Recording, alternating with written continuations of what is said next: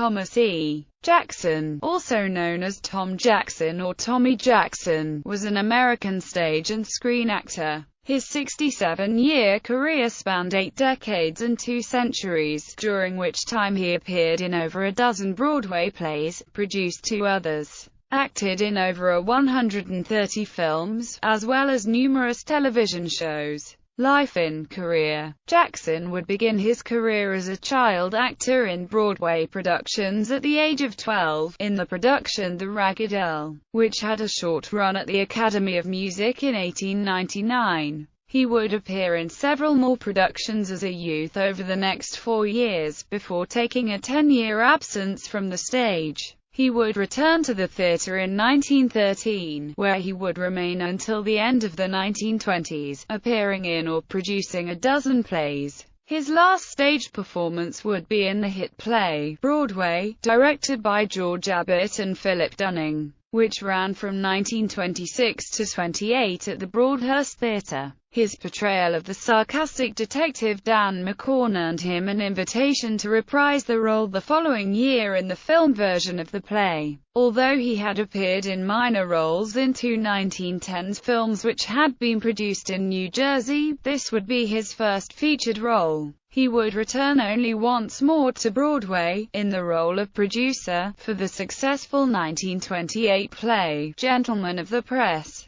The success of his performance reprising his role of Detective McCorn in Universal's 1929 film Broadway started Jackson's lengthy 38-year career in film and television. He would follow up this initial success with several performances in 1930, and in 1931 with a notable performance in Little Caesar, starring Edward G. Robinson, again in the role of the sarcastic police officer. One of his more noticeable roles was playing Richard Snow in the hit drama Manhattan Melodrama. Most of the roles throughout his career were smaller character roles, with occasional featured roles, as in 1935's The Call of the Wild, thrown in. Notable films in which he appeared included The Thin Man, Angels with Dirty Faces, Beau Gester, Yankee Doodle Dandy, Union Station, and Stars and Stripes Forever. He also appeared in the original 1945 version of the classic film noir, The Big Sleep,